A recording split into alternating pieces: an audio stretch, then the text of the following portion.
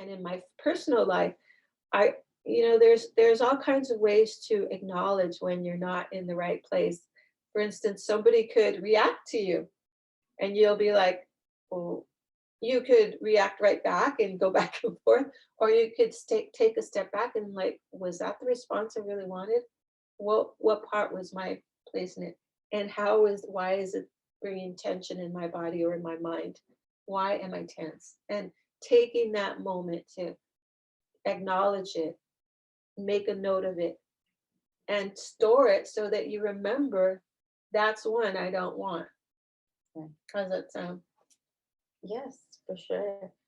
And when we do, it's popular thought, or it's a popular thing to do intentions at a new moon and to write things down or create a vision board. And I do think that's an important part of the Mm. process. After that, if you come to every season, I look over my intentions. And if I haven't put any action into some, I make sure that I weigh if that's something I'm still going to put any kind of attention to. And then if I have put action and it hasn't brought the results that are harmonious with what I'm creating, then I alter how I'm wording it, or I alter maybe even that I want that. You know, one thing I've learned in these last 3 years is that there have been a lot of things that maybe at times I really wanted to experience this. I really wanted to, and maybe it took time to actually happen, like a couple of years even. Mm. And then when it happens, I'm like, oh, that wasn't really the best thing.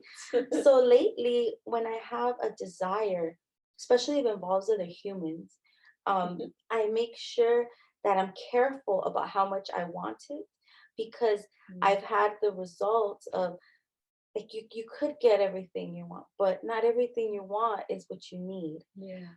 So in foundationally, I guess I'm inviting everyone to really examine your power of thought, because we are creating our realities. It's time to take the opportunities here to take true responsibility for that. I was in a great build on Friday, and one of the things that Seven Bomar brought up is that we're not necessarily being, we're not like the establishment of control isn't necessarily the ones who are creating our hellish experience. They're actually using us to create it. So we're the ones that acknowledge it, that give it the okay, and then that let it rule our decision making. We plan our lives around what someone else is putting forth. Yeah. And that those fine details are super important, because just to want something, just to say this is how I'd like to see my life, it just simply isn't enough. No. It isn't. It'd be false to sit here and say, if you meditate every night on that one vision and you just write it down, it's going to happen and everything's going to be all good. There's actually details to this. This is actually my mathematics of the universe. There. Um, I when I'm working with a patient, I often go to what is their highest priority. They come in with a list of things that they want me to work on, and I note it and I write it down, and then I ask their body, what is your highest priority? And often when we make these intentions or we write these things down, we think that is our highest priority. So when they do come, it's not exactly what we were hoping or thinking about. So the process of learning how to one declare what it is you want. I mean, you talked about how you keep a vision board or you keep intentions, but you adjust them and you work them as you become more aware of yourself, right? So when I work with people, I also help them to hone in on what really is where they are in the moment and what they're really in need of. We often think we know what we need or what we want, or we always say what we want, Mhm. but it's not necessarily what we need. And the process of doing that comes with that practice, continuing to, if you want, write your intentions down, and testing them. Test them, adjust them, look at them, see if they work. When I work on a person, it's like I test out their ideas first so they know that I'm not ignoring that, and looking and listening to the body, because your body is your best measure. Just like I said, when you have a thought or an intention and you get tension inside, you know that you're off course somewhere. That's just your first guiding line. Second is the reaction from others, not necessarily every single person, but that's a good way to test it out too. Is like, Is it causing disharmony where there was harmony? Is it causing um, separation? I think anytime there is um, division, if it creates division. mhm, I mean, if you're here to create division, well, then I guess you're on the right track. But if that's more not, power to you. but if that's not your intention, then it's a clear sign that you're not, your formula is a bit off, Yeah. and it's time to go back to the drawing board. And another important part, since you brought up the body, is, and we're talking about the action one takes. It's like, yes, you write something out, you envision it, you nurture your vision, your dream, and then you go out and you take an action. Like if you need to save money for it, or if you need to go get the filter you want so you could drink better water, whatever, you take an action. Mhm. But also, if you're thinking a lot, if you're moving a lot, like say even in your garden, like if your intention is to create a garden, now you're working on the garden a lot. Also, for it to unfold harmoniously, then you need to move within the body, move that stress or even the joy, even the whole experience needs to move through you, because you are a channel. You are like a crystal that just channels the ever changing forces that are flowing through the space. And knowing that everything is moving, and that all things shall pass, Mhm. you can aid the body in that too. Breath work, movement, those are all important aspects of the manifestation process. So true. I really, like I said, your body is your first measure. Your breath is your first gift to measure. So when your breath gets short and you're already have veered off course. When there's just this sense of peace, the breath actually slows down and deepens. So the awareness of that. We live in a really fast, busy time.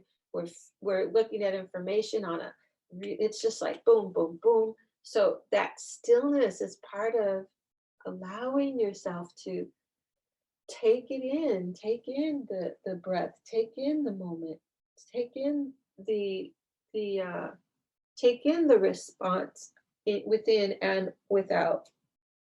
And if you're creating joy, if you want to cultivate joy in your life, it's in the moment that it's experienced, and it's in the moment that you only have this moment.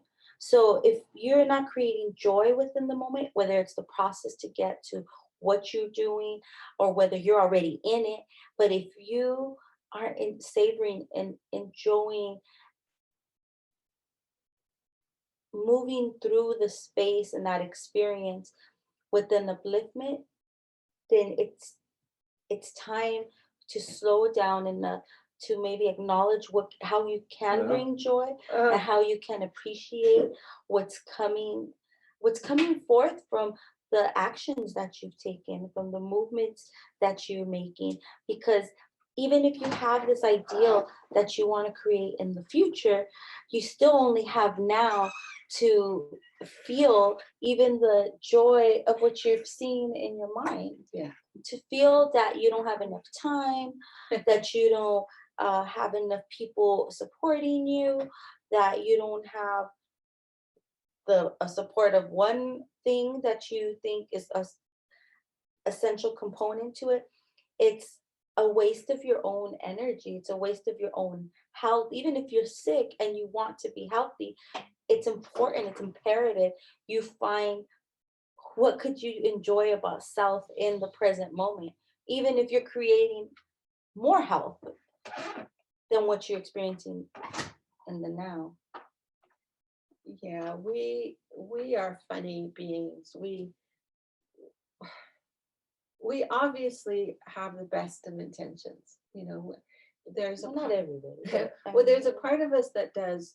When we start to do that whole self-serving thing at the expense of others, I mean that separation happened a long time ago, over time, over sometimes out of protection for our self-preservation. But I really think that I feel that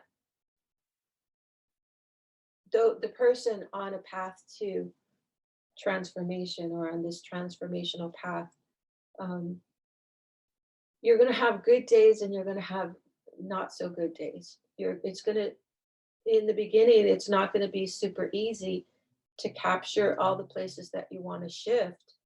So be gentle, be patient. And I mean, even now, we, it doesn't matter how long you've been on this path, you're going to have to redo some of the things that you do. Maybe practice it over and over, maybe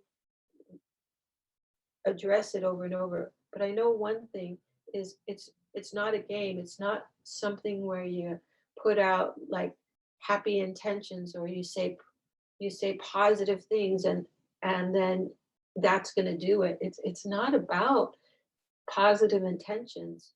It's about honest honesty to yourself, and it's about acknowledging what scares you, and it's about acknowledging what makes you upset, and allowing it to be present so that you can address it.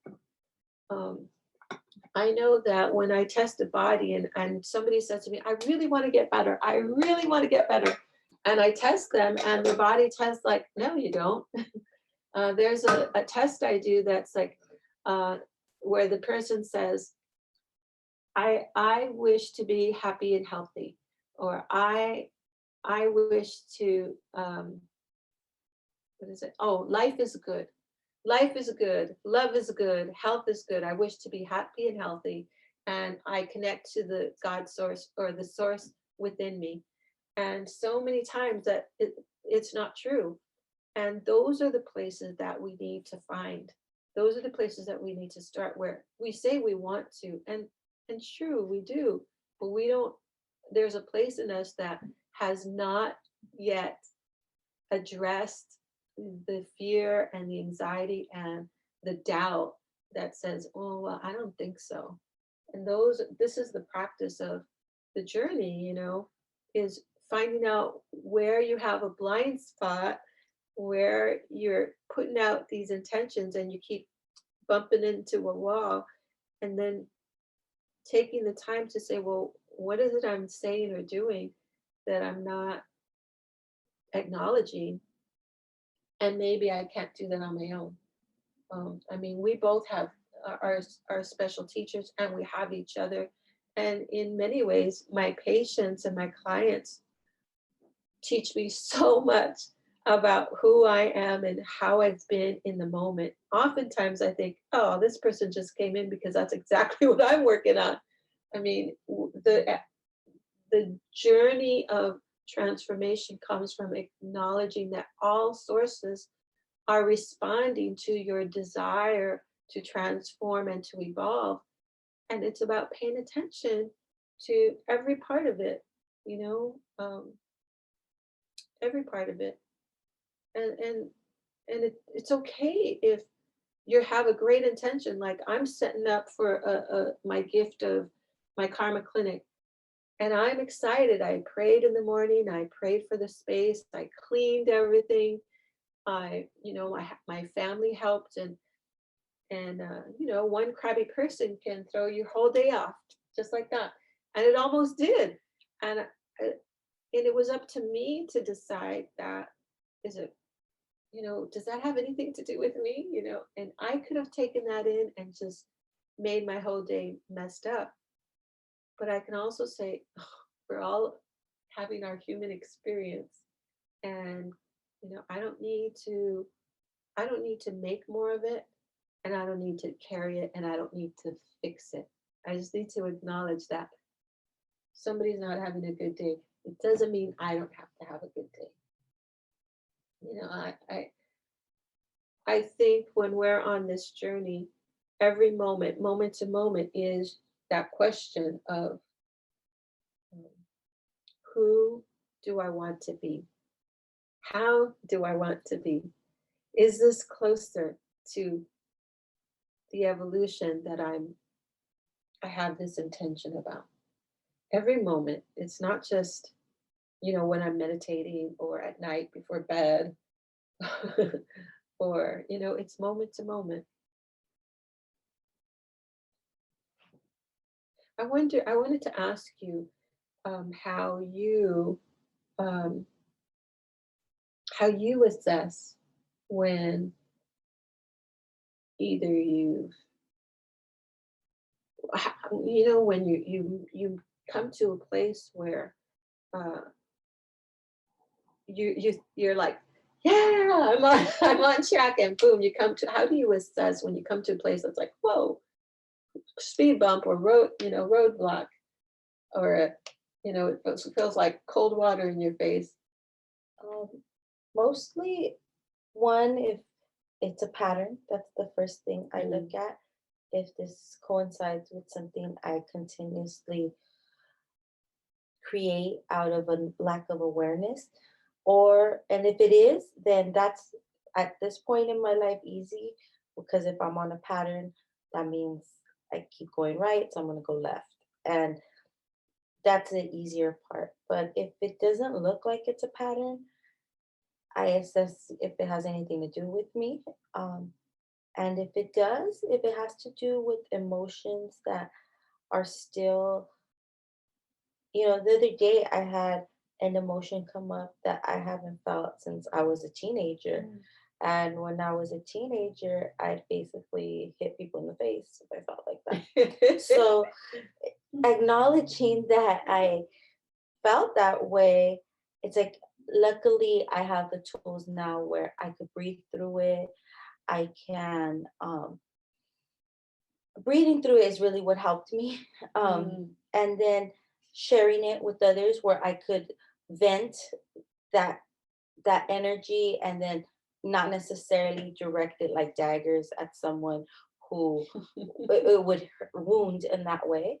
And then I couldn't do it immediately, but when I did link up with my Muay Thai coach, I took it out on the men, to tell you the truth. mm, And I used it as a fuel at that point for something that would serve me. Because when I have my gloves on, that's serving me, not necessarily, I'm not injuring anything or anyone. At that point, it had been very low, but I could still access what was in there. I think that one of the main and most powerful components is looking out for patterns, because mm. when we're not taking an active role in our in driving our vessel, then we're just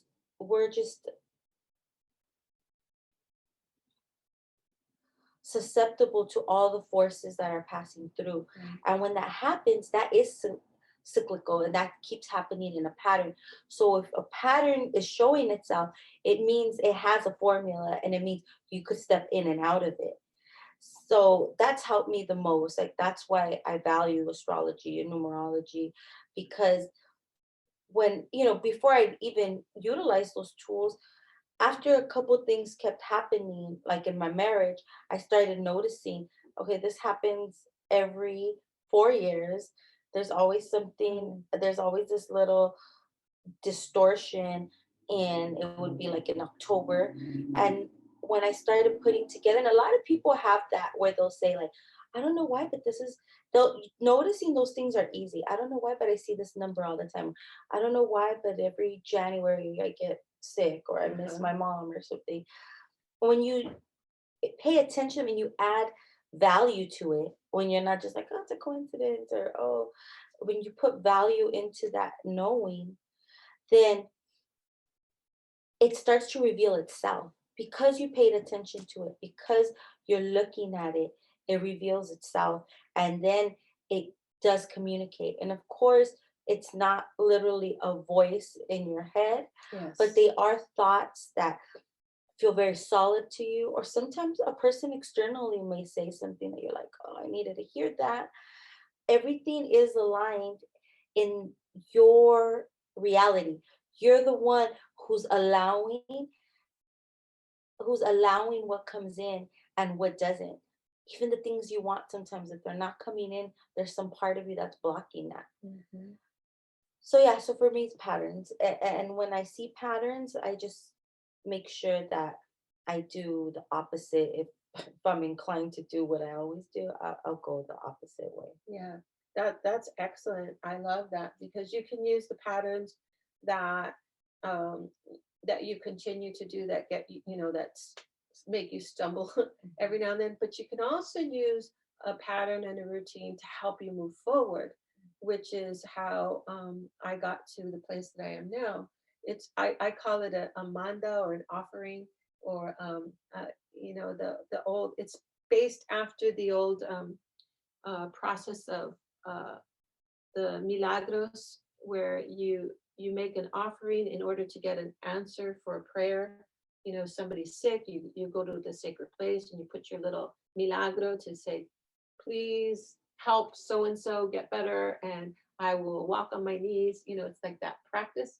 Well, I took that idea and I put it into a little updated practice of, well, I'm going to do an act of faith. I'm going to create a pattern, and that process and that ritual and that repetition is my prayer in exchange for the mindfulness to be aware of when I'm off course or to transform something within. And my best example, and I've said it before and other times, is I was in a deep depression. I had my heart broken. One of those patterns where I got into a relationship that yet again didn't work, and I was just like, enough.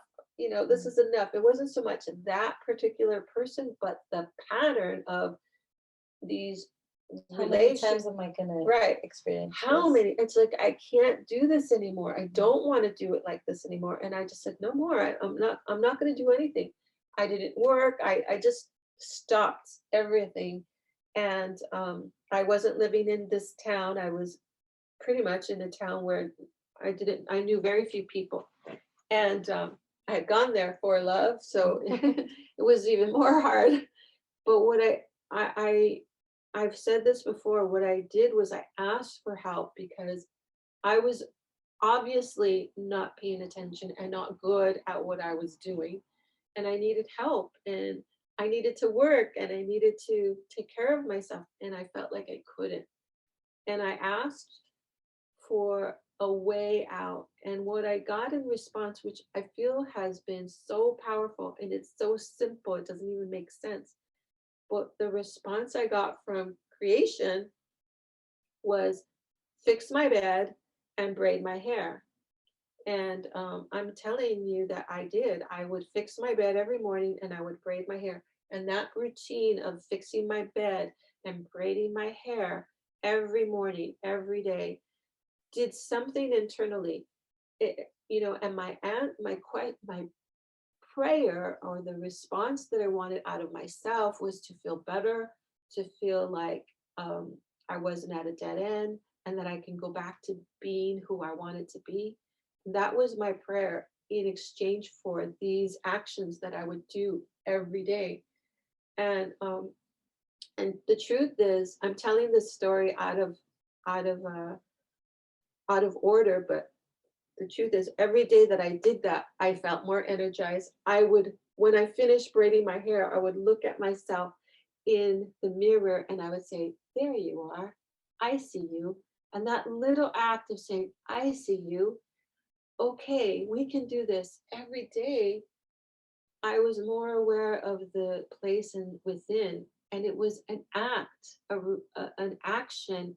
You talked about action, and it was an action, not even the words. I stopped saying the prayer, and I only did the act. I only fixed my bed. I only braided my hair, and then I was cleaning, and then I was cooking, and then I went to my office and cleaned it. Within a few months, I was back at work and calling people back. Within a few months after that, I was able to get my own place. But the act that I did was what helped me move out. And I'm saying that it's powerful. Like when you were out and did your Muay Thai, the act moved the energy. And I'm going to say movements. So the first thing Chrissy mentioned was awareness, right? Is one of the cameras stuck? Go ahead. So Chrissy mentioned that um, movement was the most important thing. I Mhm. mean, awareness and weeding out, and then um, the awareness and the stillness, and then the action. And I really feel like that's a part of it. You just have to stop everything, and you just have to stop, and then decide to ask for help. we all need we all need that stop. We sometimes we get stopped. People sometimes people get hit by cars, and I'm like, oh, I wonder why. What do you think that was all about?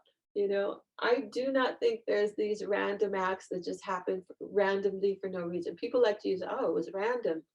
I don't think so.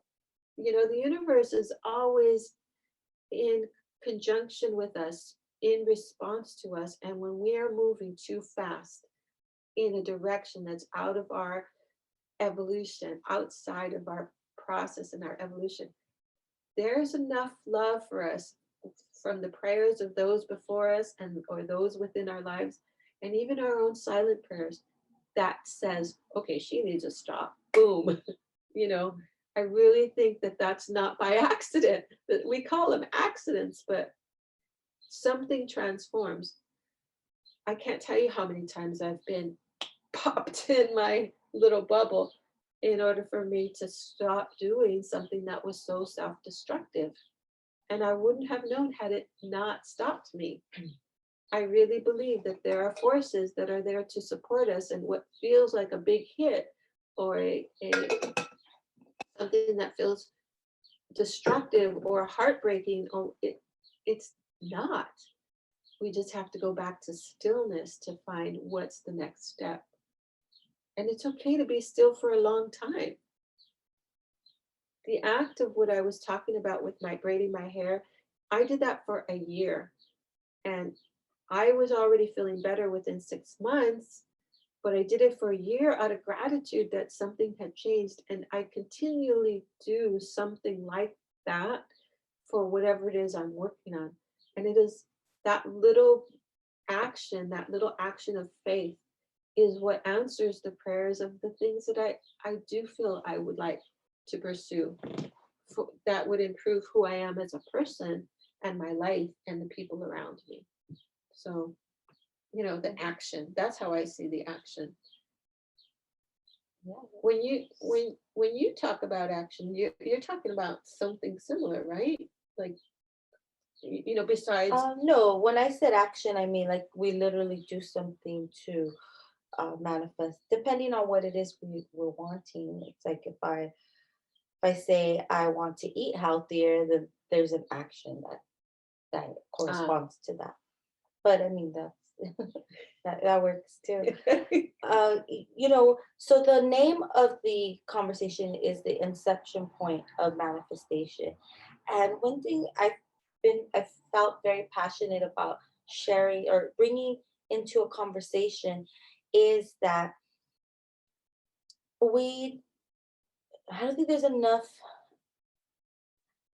credit and enough power given to our dream state, Mm. because we come from a culture, I've mentioned it before.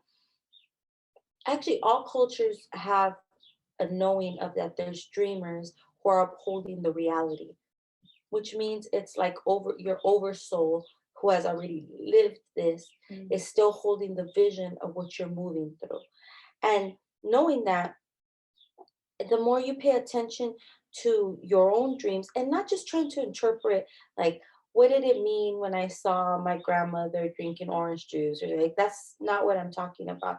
What I'm talking about is that knowing that your spirit is still moving in that space when your body is resting, like I mentioned before we even put something down on paper, before we even speak what it is we want, there's that point where it's only within the mind's eye, and and then within the spirit, if you feel it. And that being said, how can you program yourself to utilize that space instead of other forces Mm. utilizing it? Because when things enter your dream world, sometimes their external influences, actually, most of the time, I said to someone, I mean, that the hermits for that reason would go into caves, not only forget the Wi-Fi towers and stuff. They did it even to not have the influence of certain planetary bodies on their visions. Yeah. So that being said, how can you create that within your own nucleus on a average daily as an average daily practice? And that would be that before you go to bed, one, you set your glass of water by your bed, and that's going to program what transpires through the night. Then, as you're going to bed, you discard what you do not want to follow you into this new creation, which is the new day, and you program yourself with what there are intricate practices, but this is a quick overview of just like everybody goes to bed. So this is something you could do before bed. You actually envision what it is that you do want to live through in that night, and also perhaps bring into the next creation, which is when the sun rises. And for those of you who maybe work at night or whatnot, yes, daydreams are powerful and you can still do that, but there is an importance of that nighttime. Yeah. It's very important. I don't know and so for some of you night owls, you might know exactly what I'm talking about, because there is times when you're up when everyone else is asleep, and it's like if you could feel that you're in the dream state, because everybody is now in coinciding that we've entered the spirit world. Mm. In that space, that's why often in dreams we do meet with people who have passed. We do meet with people who are very far away from us.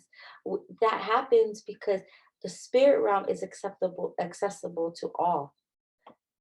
So to sum it up, the inception point is within your consciousness and the spirit.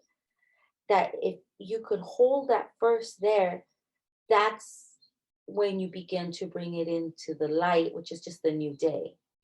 When the sun rises, then it gives birth to something you've set. So then, since you got to take the responsibility, accept the responsibility, because you have it.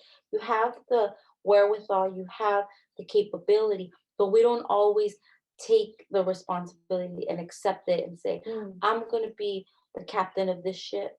I'm the one who, a friend asked me yesterday, she said something that I'm anchored in my courage to like go forward against against the media or whatnot, because of the support I have from this network I'm in. And that's super helpful. I love being part of Secret Energy. Mhm. Yet I feel like no, that I don't think that's what supports me. What supports me is that I had an experience where a very long time ago, where I knew that everything that I feel is what pertains to me, and that I am here like any other animal, any other being, and there's a space for me. The moment anything, any thought, any voice, any song, anything throws me, any authority throws me, tries to throw me off of that, that I need to be careful because that's how they get you. It's like those subtle things where it's like, oh well, I guess I could.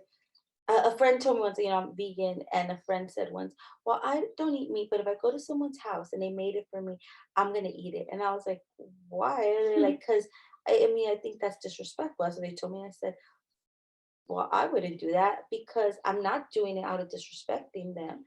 I'm doing it because I'm respecting some part of me that I know that works for me. So that's what I mean by like I I am my own warrior for self. Like I cannot allow, I will not allow any force, external force to throw me off of what I know inherently works for me. That's really important to find what it is that works that works for you, because then you could honor yourself with that. No one else is going to ever do it as good as you can do it for self. Yeah, no one. Which is why going back to what you were saying about the inception, um, it who would not be invited in your spiritual sacred space territory? The news is not invited. The last thing somebody said to you is not invited. For you really to dive into this, I would challenge you to give yourself permission to go into your cave basically, and don't invite anything else, so including like your phone or it's like social media is a fantasy. It's a fantasy. Even us being here with you, we're kind of part of your fantasy, and you're allowing us to be a part of it, and we're hoping that some of what we're giving you is worthy to take with you. But at the same time, it's this, we don't always dress like this. We're not always sitting together like this. Is so social media isn't who you want to invite into your sacred non-negotiable space. I love that idea, and I love the idea of challenging myself to stop everything, clear my head. I'd like to know what you meant about the water. I'm going to ask you that in a second. But clear my space. If you don't, I like to change my clothes into my bed clothes, as it's like that ritual of I'm making a space. I'm going into another realm. I'm going into another space. I have clothes that are only for sleeping. I like creating that place where if and I really do believe that what our minds can't conceive of, because we're so inundated with our judgments and our limitations and other people's stuff and the news, um, what we think others are, all that crap gets in the way of our creative soul. And the place where we're most creative is that inner sacred sanctuary. And I really do challenge you to make it non-negotiable. I mean, if you share space with someone, you can still, and you share a bed with someone, even if it's your children, you can still create that sacredness, create the ritual, and teach your children that this is a special time. Change from one mode to the next. You're actually asking your body and your mind and your energy to be receptive to rest and creativity. I love that. Now I really want to know what you meant about how what the water is doing. Oh, so the water, you drink it in the morning at first. So you're an energetic being. So everything is present in the space even now. So when you're sleeping, all the all the dimensions are running simultaneously. So you everything around you is also in that space, which is why there are times where you experience that. You experience what is in your waking, in your dream. And so in the morning, whether you remember what it was or not, you drink it so that you could assimilate that Beautiful. experience without having to use the mind to assimilate it. Love it. Because with the mind, we want to rationalize what it meant. Mhm. Is this a foretelling of something? But with the body, will just assimilate it and use it where it needs it. I love that. That's so perfect because, I tell people who have allergies or whatever, I said, put a glass of water out and leave it there and then drink from it every now and then because whatever you think you're allergic to, the water will help you adjust to it. And I do agree that the water is energetic, where every single cell is full of water. And so if you are creating that sacred space where where you're asking your inner divinity to open you up to another aspect of even reality, um, then the water does get infused with that. And oh, I love that. I'm going to start doing that. I mean, I always have water, but it's mostly covered. But I'm going to keep one open where, with the intention that it's providing me information that my body knows how to use for whatever intention. For the new creation. For the new Each creation. time the sun rises, it's new creation. I love it. All creation stories are really based around that. Yeah. Which is interesting because if you're going to bed in anger and you're waking up in anger, you are not paying attention. I really think that you have an opportunity to move that anger by looking at it instead of harboring it. And because what happens is the tissues get hardened with the anger, the liver and the kidneys get hardened with the anger, even the blood gets thick and sticky with that anger. So if you're going to bed with anger, I encourage you to let let it go. Even if you could just put it aside for a bit. um, and there is a way to do it. You can create a little altar, a little shrine to your anger, and just take it out, and you know grab a stone and just like, this is my anger, and I'm going to put it there for a bit, and I'm going to give myself space from it because I need a break. um I really think that if you're going to bed with bad energy, or and not bad energy, but energy that is hardened, um you're hurting yourself. And if make literally make a shrine to that, so you're not letting it go if you don't want to, but you're just giving it a space outside of your creative, sacred, non-negotiable space. So there's a question that if water is an entity, water is an element, so it's a building block. Mhm. Water, because we are composed of, it's one of our building blocks, it just fits right in like a puzzle. Yeah, And does it can it be programmed? We all know water can be programmed, and absolutely. water does have it'll hold memory. But the thing about the elements is that they are what create entities. They are what create. They are Feed. the foundation. That they're within all of us, within everything, including like the chair in front of you, this phone. So that's my answer to the question. If it's an entity. Yeah, I totally agree. It is one of the uh, uh, building blocks and tools that we use either to move energy, to store energy. You can store energy in water. Like you said, program water. So it is one of those crazy amazing, super amazing tools to our benefit, and it's mostly free. You don't need any special. It can be any water can be used for that, for the purposes of transformation, cleansing, detoxing, fortifying, you name it. Which is the same for us. That's why I say about taking the reins and being the captain of your own ship. Because so since Mhm. we're mainly water, we're programmed. We can be programmed as well, and we all know that the system definitely tries to program us through many forms.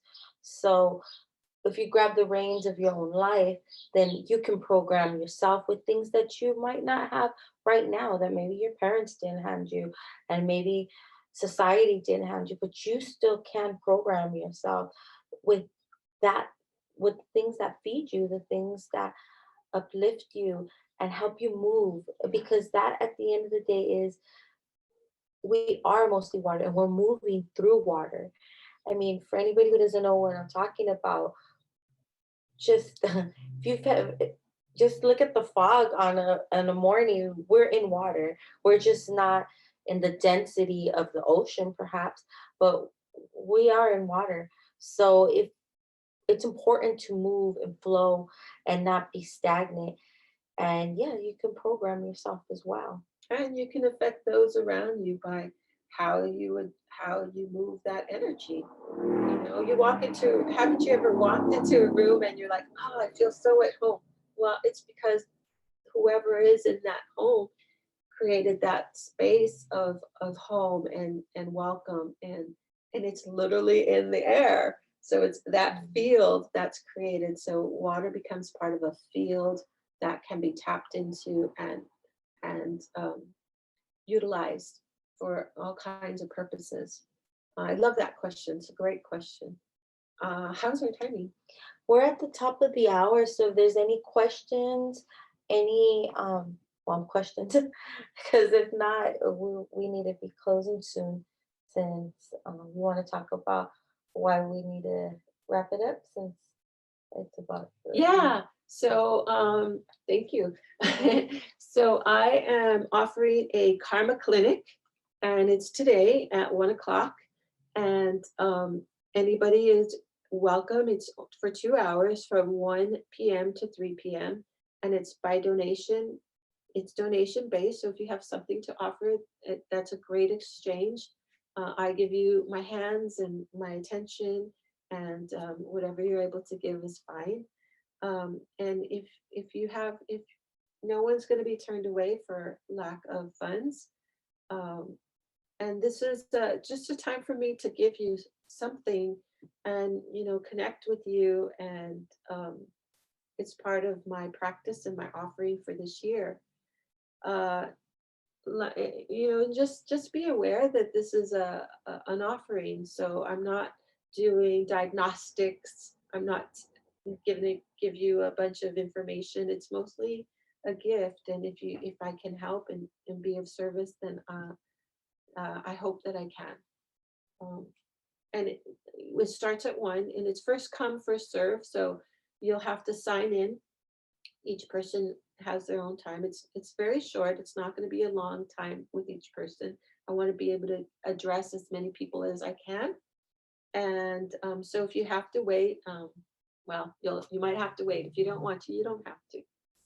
It's the first one, so by next time she might have some updates on the details of Yeah, the yeah, protocol for it. yeah. So we are very grateful. Sana says that to mention how much time you think you'd spend on each person. I don't know. I probably won't spend more than 5 to 10 minutes with each person. This is very quick. It's just a little bit of attention. You're welcome to come. If you want something more, well, you can leave your name and you can take our card, and we can do more for you at another time. Always touch them if they're. Oh yeah, yeah. So depending on who you are and what your situation is, if you're in a lot of pain, um, I may not do a whole lot for you. I'm a chiropractor, but I'm also an energy worker. So I might just use my hands as energy moving instead of my chiropractic work. So everybody it might be different for each person. If you have no expectations except to receive, then I think you might enjoy whatever I have to offer. Um, if you need something more specific, like I said, you can take our card and give us a call, and then we can address what you need more specifically. Thank you. So we get thanks, family, for tuning in with us, Yes. and you will see us come back. You will see us come back very soon. We'll Yeah. come forward, move forward with y'all, and bring this forward for you all. So Hmm. wholeness, Wholeness. balance, family. Thank you so much, and have a great weekend. Peace.